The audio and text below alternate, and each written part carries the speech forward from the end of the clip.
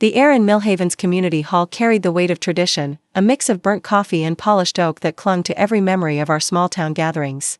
It was the harvest fair, where Ohio families like ours showcased their pride. Through quilts, preserves, and stories of legacy. My sister Deborah stood at the podium, her silk scarf catching the light like a crown, basking in the applause for her selfless motherhood. I was at the back, Clara, 34, once the keeper of our family's rusty spoon diner, now balancing a tray of cider cups for her. Then her voice cut through the crowd, sharp and deliberate. "Oh, Clara? She's just the babysitter.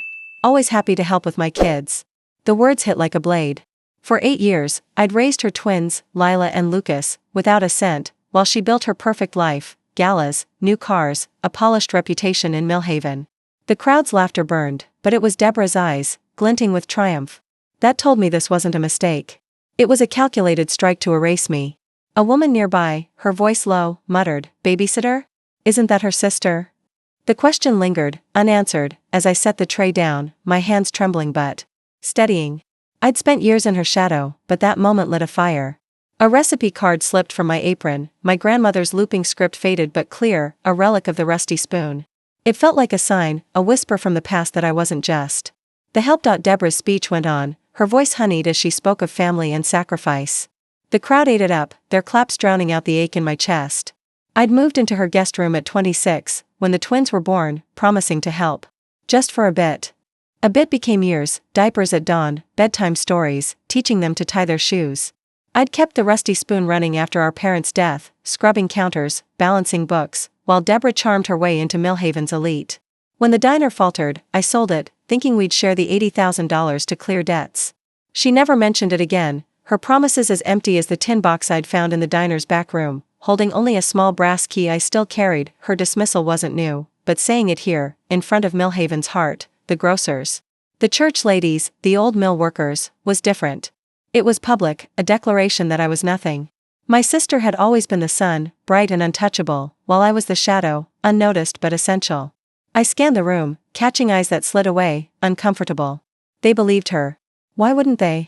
She was the one with the big house, the perfect family. I was just Clara, the one who stayed, who gave up everything. But I saw something else in her glance, a flicker of unease, like she knew I wasn't as pliable as she thought. I stepped outside, the autumn air sharp against my skin. The fair's lights glowed, but the warmth didn't reach me. My mind replayed her words, each syllable a brick in the wall she'd built to keep me small. I wasn't just hurt, I was awake.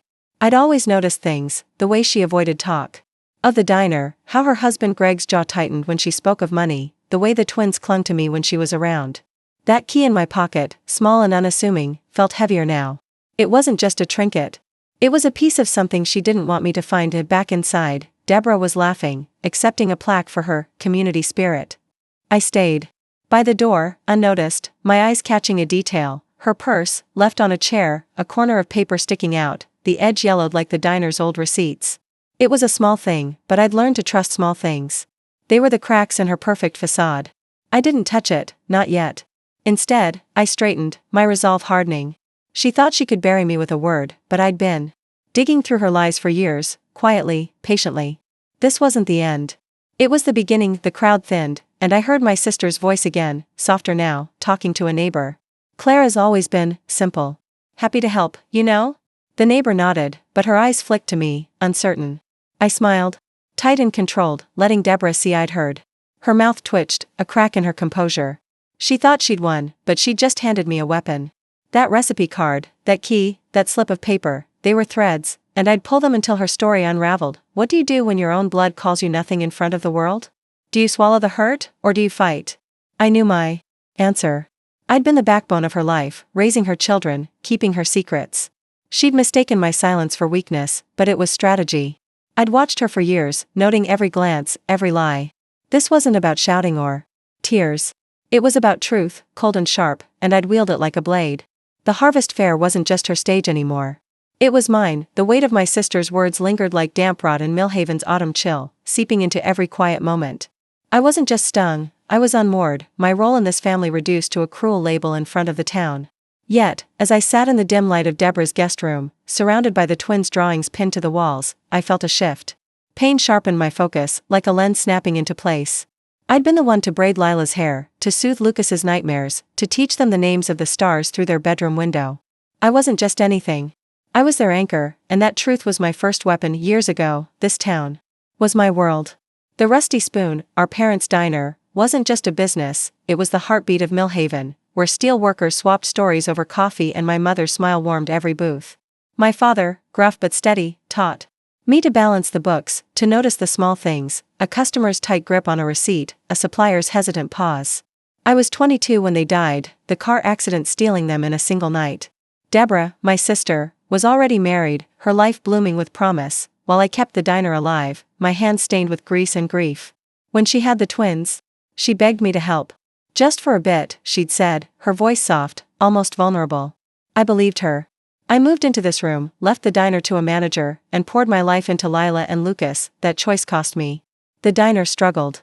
Without me, its neon sign flickering weaker each month. I sold it to clear debts, thinking my sister and I would share the $80,000, as our parents always intended. She promised we would, her eyes bright with sincerity. But the money vanished into her world, new dresses, charity galas, a gleaming SUV parked in her driveway. I never saw a cent. She'd wave off my questions, saying, "We'll sort it later, Clara. The kids need you now." I stayed, not for her, but for them. Lila's giggle when I taught her to bake cookies, Lucas's shy grin when I read him adventure stories, they were my reason. But every day, I felt my place in this family shrinking, my sister's promises thinning like worn fabric. I stood, pacing the small room, my eyes catching on a faded photo tucked into a drawer. It showed us as kids, arms linked outside the Rusty Spoon, our parents laughing behind us. The edges were frayed, like my trust. I'd found it months ago, hidden under old bills, as if my sister meant to erase that version of us.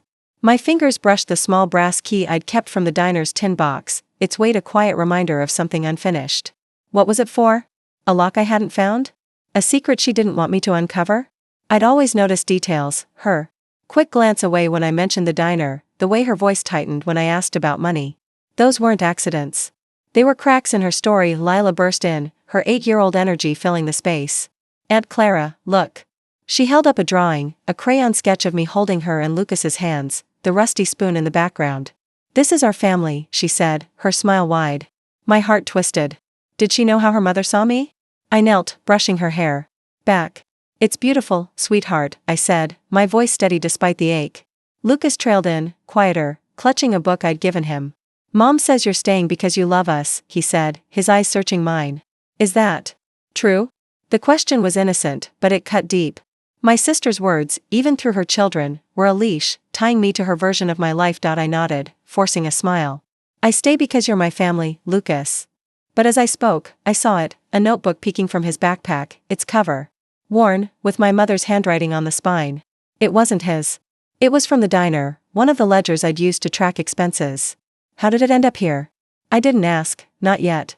Instead, I tucked the kids into bed, my mind racing. That notebook wasn't random.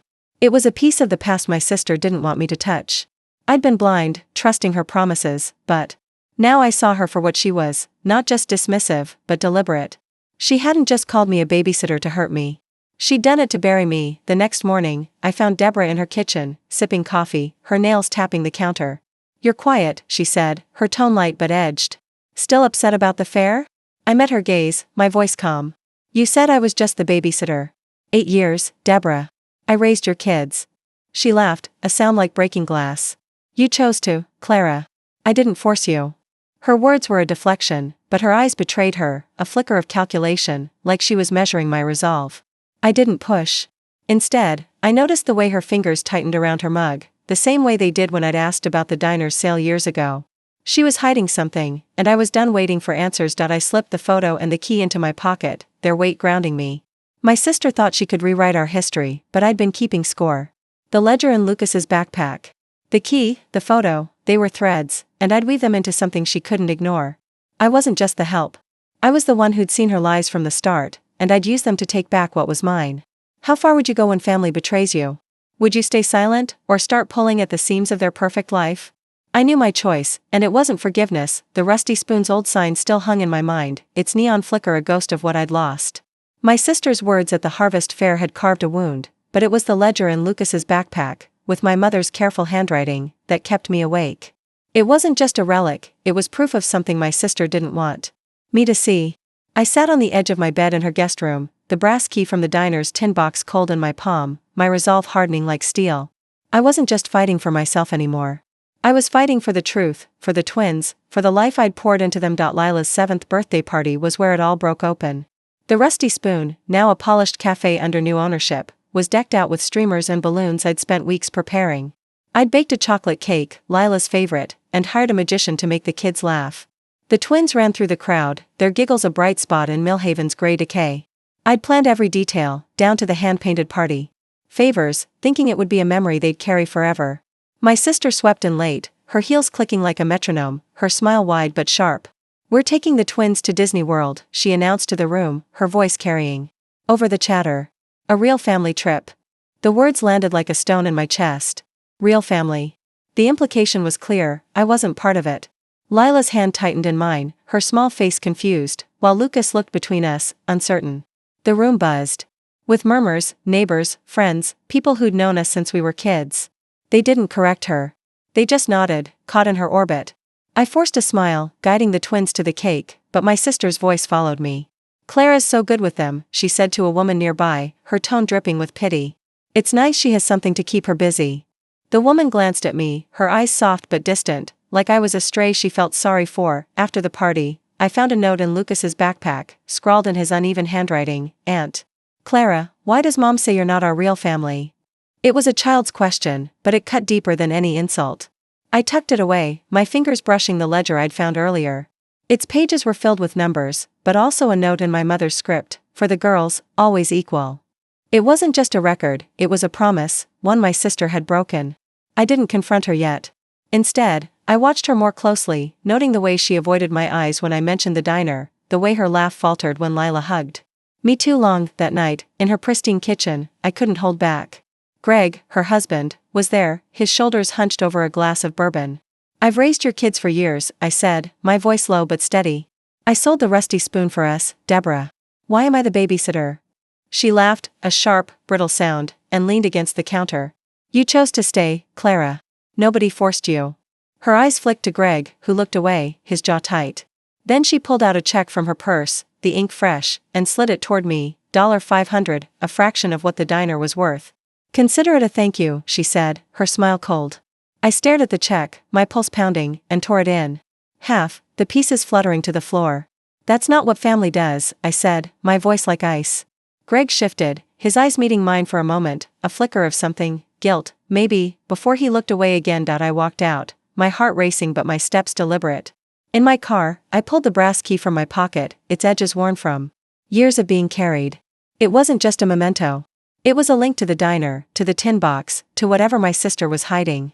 I'd always been the one to notice things, her quick glances, the way she changed the subject when I asked about the sale. That check wasn't gratitude, it was a bribe to keep me quiet. She thought she could buy my silence, but she'd misjudged me. I wasn't the pliable sister she'd counted on. The next day, I drove past the Rusty Spoon, its new cafe facade a stranger to my memories. I didn't go in, not yet. Instead, I stopped at the library, searching for old records of the diner's sale. A clipping from the Millhaven Gazette caught my eye, buried in a stack of yellowed papers. "Local diner sold, sisters Clara and Deborah to split proceeds." Sisters. Equal. The word stood out like a beacon. My sister had rewritten that story, but the truth was still there, waiting. I photocopied the article, tucking it into my bag next to the ledger and the key. They were pieces of a puzzle, and I was starting to see the shape.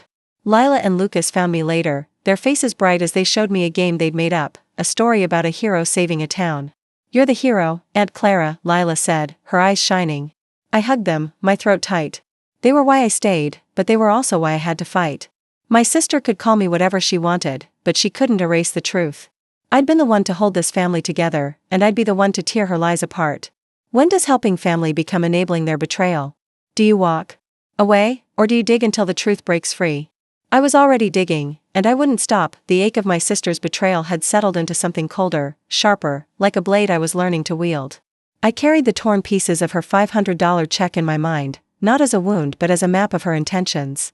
My days in her house were numbered, but I moved through them with purpose, my eyes catching every detail, the way Deborah's smile tightened when I lingered too long in the kitchen, the way Lila and Lucas looked to me for reassurance instead of her. The ledger from the Rusty Spoon, with my mother's note about equal shares, was hidden in my room, a quiet promise I'd hold her to. The brass key, still a mystery, burned in my pocket, urging me to dig deeper. Deborah's campaign to diminish me grew subtler, more vicious. At church, she'd sigh to the congregation, her voice heavy with false concern. My sister's always been so selfless. Living with us, helping with the kids. The words sounded kind, but the pity in her tone painted me as a charity case, a woman with no life of her own. Neighbors stopped meeting my eyes, their invitations to coffee or book club drying up. I was becoming invisible in Millhaven, just as she wanted. Even the twins, my anchor, started echoing her. Lila, braiding her doll's hair, said softly, "Mom says you're here because you don't have anywhere else." Her words were innocent, but they carried my sister's venom. Lucas, quieter, watched me with wide eyes, as if waiting for me to deny it. I smiled, my heart twisting, and said, "I'm here because I love you both." But inside, my resolve hardened. I started watching Deborah more closely, my old habit of noticing details kicking in. At dinner, she'd glance at her phone, her fingers pausing when I mentioned the diner. Once, as I cleared the table, I caught her whispering to Greg in the study, her voice low and urgent. "The diner money's gone, invested in the business. She doesn't need to know." My blood ran cold. The $80,000 from the Rusty Spoon sale hadn't paid off debts, as she'd claimed. She'd funneled it into Greg's real estate ventures, leaving me with nothing. I stayed silent, my face blank, but my mind raced. This wasn't just neglect, it was theft, deliberate and calculated. She'd used my sacrifice to build her empire, all while calling me the babysitter. Greg, my sister's husband, was a shadow in this house, always hovering at the edges. That night, as I passed the study, he caught my eye, his face lined with something like regret. "You're too good for this, Clara," he muttered, his voice barely audible over the hum of the dishwasher. I paused, searching his expression. Was it guilt? Pity? Or something else? He looked away, his shoulders slumping, and I realized he wasn't my ally, not yet. But his words were a crack in the facade, a hint that he saw more than he let on. I filed it away, like the ledger, the key, the newspaper clipping. Every piece was a step toward dismantling her lies. The next morning, I took the twins to the park, their laughter a brief reprieve from the tension. Lucas kicked a soccer ball, his face bright, but Lila lagged behind, her small hand slipping into mine. "Why doesn't Mom talk about the Rusty Spoon?" she asked, her voice curious but edged with doubt. I knelt, meeting her eyes. "It was special to us," I said carefully, "to me and your mom, and your grandparents." Her frown deepened, like she sensed the weight of what I didn't say. I noticed a small charm on her bracelet, a tiny spoon engraved with Rusty. It wasn't hers, it was mine, a gift from my mother when I was her age. Deborah had given it to Lila, claiming it as her own story. My stomach churned. She wasn't just stealing money, she was stealing our past, rewriting it to erase me. Back at the house, I found Deborah sorting mail, a stack of unopened envelopes spilling across the counter. One caught my eye, its return address from a local bank. The envelope creased as if she'd hesitated to open it. I didn't touch it, but I memorized the logo, the date stamp. Later, when she left for a charity meeting, I slipped into the study, my heart pounding. The room was her domain, polished desk, framed photos of her perfect life, but I wasn't looking for trophies. I found a locked drawer, the kind a small brass key might open. I didn't try it, not yet. Instead, I noticed a photo on the desk. One I hadn't seen before, my sister and Greg at a real estate gala, a check for $80,000 displayed proudly. The date matched the diner's sale. My breath caught. It wasn't just a lie, it was a performance, one she'd played for years. I stepped back, my hand steady despite the rage simmering inside. Deborah thought she could bury me with her words, her pity, her stolen legacy. But I was done being her shadow. The ledger, the key, the charm, the bank envelope, they were weapons, and I'd use them. She'd taken my share, my place, my name. But I'd been watching, waiting, and now I knew, she wasn't just dismissing me. She was hiding something bigger, something that could unravel her perfect life. Is it betrayal when family keeps secrets about what's rightfully yours? Or is it just business, as she'd claim? I wasn't here for her excuses anymore. I was here for the truth, and I'd find it, piece by piece. If this story of standing up to family betrayal resonates with you, hit that subscribe button to follow. The fight for justice, the truth about my sister's theft was no longer a suspicion, it was a fire in my veins, fueling every step. Her whispered confession about the diner's $80,000, overheard in the study, had cracked open her facade, but I needed more than words to bring her down. The ledger, the newspaper clipping, the brass key, they were my arsenal, each piece a step closer to reclaiming what was mine. I moved through Deborah's house like a ghost, my presence unnoticed but my eyes missing nothing. The twins, Lila and Lucas, were my tether, their trust in me a quiet strength as I planned my next move. I drove to the Rusty Spoon, now a sleek cafe with polished counters that bore no trace of my family's legacy. Margaret Hargrove, the new owner, greeted me with a warm nod. She was a fixture in Millhaven, her sharp eyes and quick wit making her a respected figure at the Historical Society. "Clara, it's been too long," she said, her voice carrying a hint of nostalgia. I pulled the brass key from my pocket, its edges worn smooth. "I found this in the diner's old tin box," I said, keeping my tone even. "Do you know what it opens?" She studied it, her brow furrowing. "There's a storage closet in the back. We never touched it, too much clutter." She led me to a dusty corner, where a small, rusted lockbox sat among forgotten crates. The key fit perfectly, clicking open with a sound that echoed in my chest. Inside was a ledger, its pages brittle but legible, in my mother's meticulous handwriting. It wasn't just accounts, it was a record of the Rusty Spoon's heart, with a separate column labeled, "For Clara and Deborah, equal shares." Tucked between the pages was a notarized letter, the ink faded but the words clear. Upon the diner's sale, the proceeds were to be split evenly between my sister and me. My breath caught. This wasn't just a memory, it was proof, undeniable and legal, that Deborah had stolen my half. I thanked Margaret, my voice steady despite the storm inside, and tucked the ledger under my arm. She watched me, her eyes knowing. "You're not just here for nostalgia, are you?" she asked. I smiled, tight and controlled. "Not exactly." Back at Deborah's house, the air felt heavier, charged with the weight of what I'd found. I waited until evening, when the twins were asleep, to confront her. Greg was in the living room, his bourbon glass sweating on the coffee table, his silence a familiar retreat. My sister stood in the kitchen, sorting through her endless charity invitations, her posture as polished as ever. I placed the ledger on the counter, its pages open to the notarized letter. "You stole my share," I said, my voice low, cutting through the hum of the refrigerator. "The Rusty Spoon was ours, Deborah. Equal. This proves it." Her face paled, her fingers freezing mid-motion, but she recovered quickly, her laugh sharp. "That's outdated, Clara. You agreed to sell. It's my money now." Her denial was a performance, but I saw the flicker in her eyes, fear, not of me, but of exposure. I pressed harder, my words deliberate. "You told everyone the debts took it all. But you gave it to Greg's business. You lied." Greg shifted in his chair, his gaze darting to the floor, but he said nothing. Then Lucas appeared in the doorway, his small frame unnoticed until his voice broke the silence. "Mom, you said Aunt Clara didn't care about money." The room froze. His words, innocent and unfiltered, landed like a blow. Deborah's eyes widened, her composure cracking as she turned to him. "Lucas, go to bed," she snapped, but the damage was done. I met her gaze, my own unflinching. She'd built her world on lies, but her own son had just exposed one. I left the kitchen, the ledger still on the counter, a silent challenge. In my room, I pulled out the newspaper clipping and the charm from Lila's bracelet, laying them beside the key. Each was a piece of her deception, a thread in the web. She'd spun to erase me. Lucas's words echoed in my mind, a child's truth cutting through her carefully crafted narrative. I'd always noticed the small things, her nervous glances, the way she deflected questions about the past. Now, I saw them for what they were, signs of guilt. She hadn't just taken my money, she'd taken my place in our family story. And I was done letting her. The next morning, I met Margaret Hargrove at the cafe again.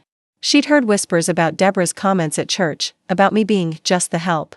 Her eyes gleamed with indignation. "That ledger's history," she said, her voice firm. "It belongs in the Harvest Fair exhibit, to honor the Rusty Spoon's legacy."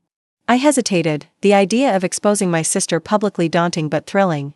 "Do it," I said finally, my voice steady. It was a quiet move, but lethal, turning her private betrayal into a public reckoning. Margaret's suggestion wasn't just a favor, it was a spark that could ignite the truth across Millhaven. I wasn't just fighting for my share, I was fighting for my name, my place, my legacy. When does family become the enemy? Do you forgive, or do you expose them? I'd chosen my path, and it led straight through the heart of her lies. The ledger's weight in my hands felt like a promise kept, its notarized letter a blade I'd sharpened with every lie my sister told. Her theft of the Rusty Spoon's $80,000, exposed by her own whispered words and Lucas's innocent truth, had set the stage for a reckoning.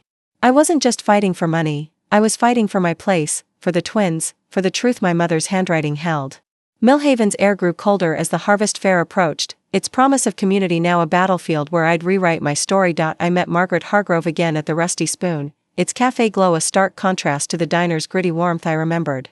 She'd agreed to display the ledger at the Harvest Fair's historical exhibit, her eyes gleaming with the kind of righteous mischief only a small-town matriarch could wield. "This isn't just about you, Clara," she said, her voice low, as she arranged old photos of the diner on a table. "It's about Millhaven's history. The rusty spoon was this town's heart." I nodded, my resolve stealing. Displaying the ledger wasn't just a reveal, it was a public challenge, turning Deborah's private betrayal into a spectacle. I handed her the newspaper clipping, its headline about the diner's sale naming my sister and me as equal heirs. "Add this," I said, my voice steady. "Let them see the truth." Margaret's smile was sharp.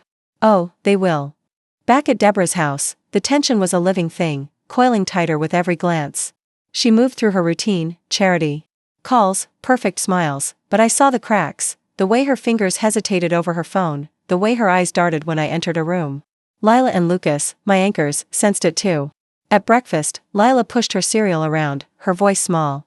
"Are you leaving, Aunt Clara?" she asked, her eyes searching mine. I knelt beside her, brushing her hair back.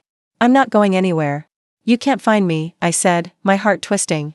Lucas watched, silent, but his hand reached for mine under the table.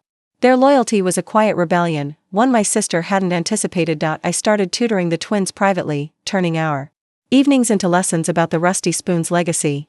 I showed them old menus, told stories of my mother's pies and my father's gruff laugh, planting seeds of a history Deborah couldn't erase. "This was your grandparents' dream," I told them, holding up a faded photo of the diner's opening day, my sister and me as kids grinning in the foreground. Lila traced the image with her finger, her brow furrowed. "Why doesn't Mom talk about it?" she asked again. I smiled, careful but deliberate. "Some people forget what matters," I said. The words were soft, but they were a spark, kindling doubt in their young minds. Greg, my sister's husband, lingered at the edges of these moments, his silence heavier now. Once, as I cleared the dinner table, he caught my arm, his voice low. "You're stirring things up, Clara. Be careful." His eyes held a warning, but also something else, resignation, maybe even respect. I met his gaze, unflinching. "I'm not the one who started this," I said, pulling away. His warning wasn't a threat, it was a sign he knew the ground was shifting.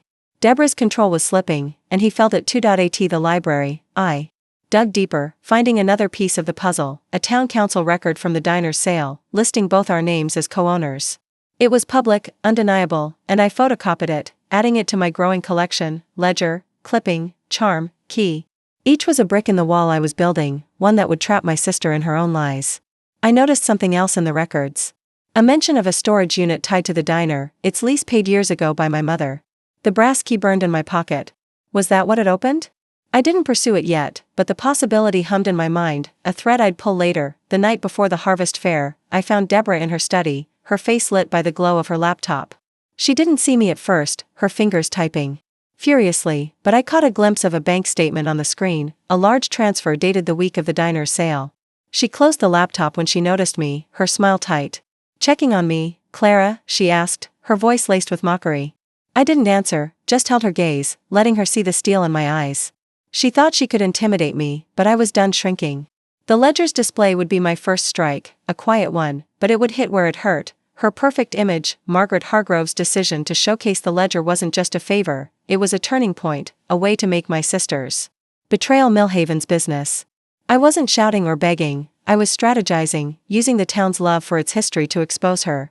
The fair would draw everyone, churchgoers, shopkeepers, old mill workers, who'd believed her lies. They'd see the truth in my mother's handwriting, in black and white. Should family secrets stay buried, or do you drag them into the light? For justice?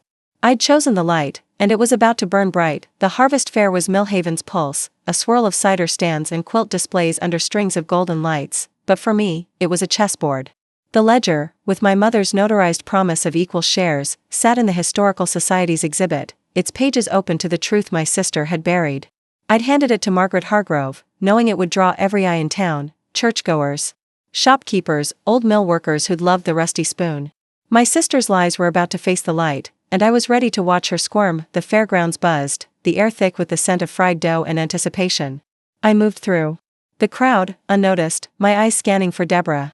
She stood near the exhibit tent, her silk scarf catching the breeze, her smile as polished as ever as she chatted with neighbors. But her posture was stiff, her glances darting toward the tent where the ledger waited. She knew it was there. I'd seen her pause by the display that morning, her face paling before she forced a laugh and walked away. I kept my distance, my hand steady despite the fire in my chest. This wasn't about confrontation, not yet. It was about letting the truth do the work. Lila and Lucas tugged at my hands, their excitement pulling me toward a game booth. Lila's bracelet, with the tiny rusty spoon charm my sister had claimed, glinted in the sunlight. "Aunt Clara, you're coming with us, right?" she asked, her voice bright but edged with worry. I knelt, meeting her eyes. "Always, sweetheart," I said, my voice firm. Lucas, quieter, clutched a stuffed bear he'd won, his gaze flickering to his mother across the crowd. Their loyalty to me was a quiet rebellion, one I hadn't asked for but welcomed. I straightened, catching Greg's eye as he lingered nearby, his face unreadable. He'd been silent for so long, complicit in my sister's schemes, but something in his posture, tense, almost restless, told me he was wavering. Inside the exhibit tent, the ledger drew a small crowd. Margaret Hargrove stood beside it, her voice carrying as she explained its significance. "The rusty spoon was Millhaven's heart," she said, gesturing to the open pages. "And this shows the family's intent, Clara and Deborah, equal heirs." Whispers rippled through the onlookers, their eyes flicking to me, then to my sister, who stood just outside, her smile frozen. A woman I recognized from church leaned closer, reading the notarized letter aloud to her friend, "For Clara and Deborah, equal shares." The words hung in the air, sharp and undeniable. I didn't look at Deborah, but I felt her gaze, a mix of fury and fear, burning into me. Then Greg stepped forward, his voice low but clear, cutting through the murmurs. "It's true," he said, his eyes on the ledger, not on his wife. "The money was supposed to be split. I didn't know until recently." The tent fell silent, every head turning. My heart pounded, but I kept my face neutral, watching as Deborah's composure cracked, her hands clenching at her sides. Greg's words weren't just a confession, they were a betrayal of her narrative, a public fracture in their united front. He looked at me, his expression heavy with guilt, and I saw it. He wasn't just breaking ranks, he was choosing a side. Mine. Before Deborah could respond, Lila broke free from my hand, running to the exhibit. "That's Aunt Clara's book," she shouted, her voice carrying across the tent. "She told us about the rusty spoon, how it was hers and Mom's." "Why don't you talk about it, Mom?" The crowd froze, their eyes darting between Lila and Deborah. My sister's face flushed, her mouth opening, but no words came. Lila's outburst, raw and unscripted, was a dagger, slicing through the perfect image Deborah had crafted. Lucas, standing beside me, squeezed my hand, his silence louder than any words. The twins, my heart, had just turned the tide that I stepped forward, my voice calm but deliberate, addressing the crowd. "The rusty spoon was my family's legacy. I raised these kids, kept our history alive, while others rewrote it. I didn't name my sister, didn't need to. The ledger, Greg's confession, Lila's defiance, they said enough." Whispers grew louder, neighbors exchanging glances, the truth spreading like wildfire. Deborah's eyes met mine, her fury palpable, but she didn't speak. She couldn't. The town was watching, and for once, she wasn't in control. I left the tent, the twins at my side, the brass key still in my pocket. It hadn't opened the storage unit yet, but I knew it held something more, something Deborah feared. The fair continued around us, its music and laughter a distant hum, but I felt the shift. Greg's support, Lila's stand, the ledger's truth, they were cracks in my sister's world, and I was prying them wider. She'd called me nothing, but now Millhaven saw me. What do you do when family turns against you, when even their children see the truth? Do you stay quiet, or let the world hear your voice? I'd chosen to speak, and the sound was deafening. The harvest fair's aftermath hung over Millhaven like a storm that had broken but left the air charged. The ledger's public display, Greg's confession, and Lila's defiant words had shattered my sister's carefully curated image. Whispers followed her now, not of admiration but of doubt, trailing her through church aisles and grocery stores. I felt the shift in my bones, a tide turning, but I wasn't done. The brass key in my pocket, still untested on the storage unit, was a pulse urging me toward the final piece of Deborah's deception. I'd exposed her lies, but I needed to uncover the heart of her betrayal to claim my place fully. I drove to the storage facility on the edge of town, a squat building flanked by rusted silos, the kind of place Millhaven forgot. The key turned smoothly in the lock of Unit 17, the one tied to the rusty spoon in the old council records. Inside, dust motes danced in the dim light, settling on crates of diner relics, menus, a chipped coffee mug, my father's old ledger. But it was a small wooden box, tucked in a corner, that stopped my breath. Its lid was carved with the initials C and D, my sister and me, etched by my mother's hand. Inside was a bundle of letters, her handwriting as familiar as a heartbeat, addressed to both of us.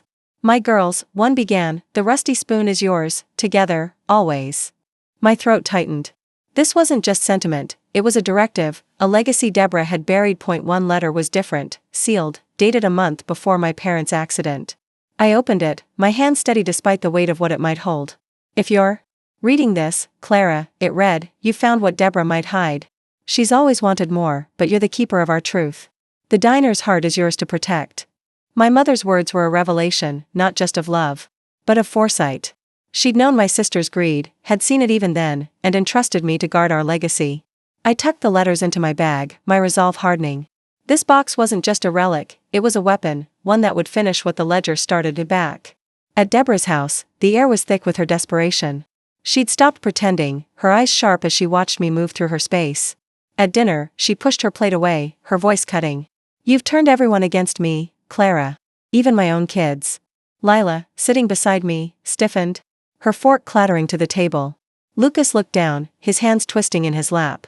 I didn't respond, letting her words hang, their venom exposing her more than any retort could.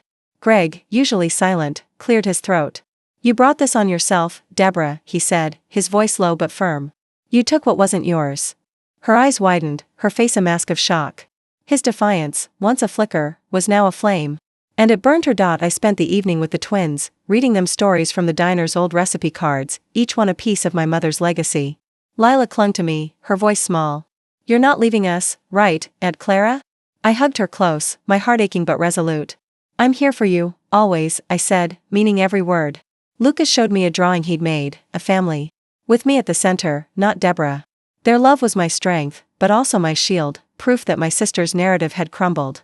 I noticed a new tension in her. She avoided the study now, her laptop untouched, as if she sensed I was closing in. The next day, I met Margaret Hargrove at the Rusty Spoon, now a cafe but still a symbol of my fight. I showed her the letters. Her eyes narrowing as she read my mother's words. This changes everything, she said, her voice firm. The Historical Society can use these to demand a public accounting of the diner's sale. It's not just your story, it's Millhaven's. I nodded, my plan taking shape. I wasn't just reclaiming my share, I was building a trust for Lila and Lucas, ensuring the Rusty Spoon's legacy would protect them, not their mother's greed. Margaret's support was a lifeline, turning my personal battle into a community cause. Deborah tried one last move, cornering me in the kitchen that night. You're tearing this family apart, she hissed, her voice low to avoid waking the twins. I met her gaze, unflinching. You did that when you stole from me, I said, my voice cold but steady. The town knows now. The truth is out. Her hands trembled, but she didn't back down. You'll regret this, Clara, she said, a threat that felt hollow. I smiled, just enough to unsettle her. We'll see who regrets more. The letters, the key, the ledger, they were my armor, and she had nothing left to hide behind. I walked away, the wooden box's letters in my bag, their weight a promise. My sister thought she could erase me, but my mother's words had given me a mission. I wasn't just fighting for money or pride, I was fighting for the twins, for our family's truth, for the Rusty Spoon's heart. How do you rebuild when family tries to break you? Do you forgive, or do you fight until the truth is undeniable? I was one step from the final blow, and it would be hers to bear. The air in Millhaven felt sharper now, as if the town itself was holding its breath. My sister's world was crumbling, her lies exposed by the ledger's truth, Greg's betrayal, and Lila's defiance at the harvest fair. The letters from my mother, found in the storage unit's wooden box, had cemented my resolve, their words. A beacon of her trust in me. But there was one final piece, one last secret Deborah had buried, and I knew it was tied to the locket, the one artifact I hadn't yet found, but whose existence I sensed in her nervous glances, her tightening grip on control. I returned to the storage unit, the brass key warm in my hand, its purpose now clear. The wooden box held more than letters.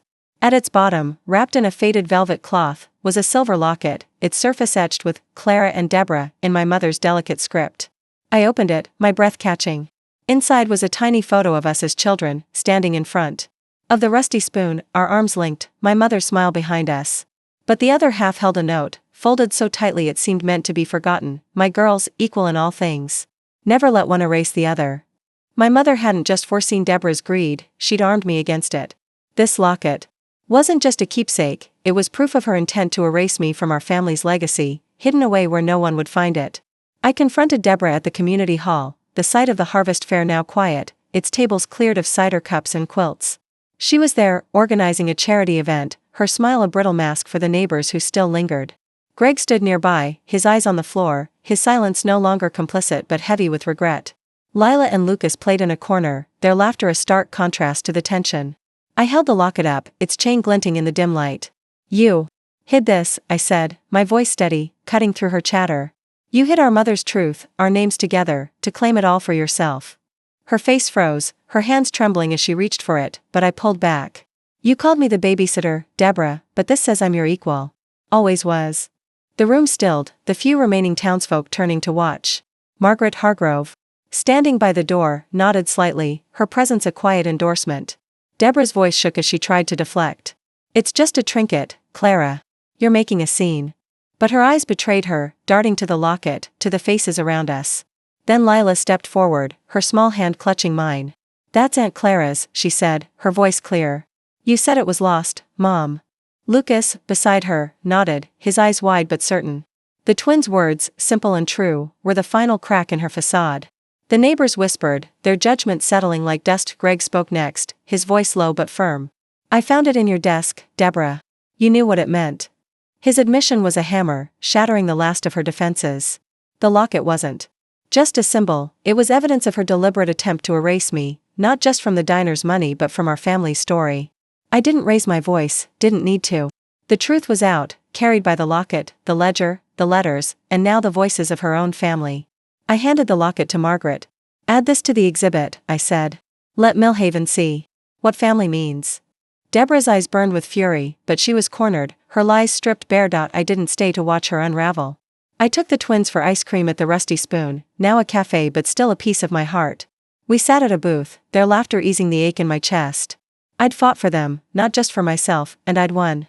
The next day, I met with a lawyer, using the ledger, letters, and locket to file for my share of the diner's $80,000. But I didn't stop there. I set up a trust for Lila and Lucas, ensuring the Rusty Spoon's legacy would protect them, not their mother's greed.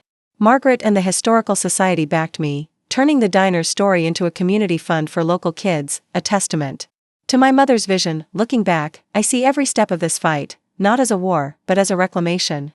The pain of Deborah's betrayal, her dismissive words, her theft of my share, it cut deep, but it didn't break me. I learned something cold and true: family isn't a shield, it's a mirror, showing you who they really are when power is at stake. For those of us who've been pushed aside, called less, or used, the truth isn't in shouting or begging, it's in standing firm, collecting proof, and letting the world see what's right. I didn't need to scream to win, I needed to be relentless, to hold my mother's words like a torch. If you're facing your own betrayal, know this: your worth isn't what they call you. It's what you prove, step by quiet step, until no one can deny it. To everyone who's been called just anything, by family, by anyone, don't let their words define you. Find your truth, hold it tight, and let it speak. You're more than their lies. If this journey moved you, subscribe to join us for the next story of Standing Tall.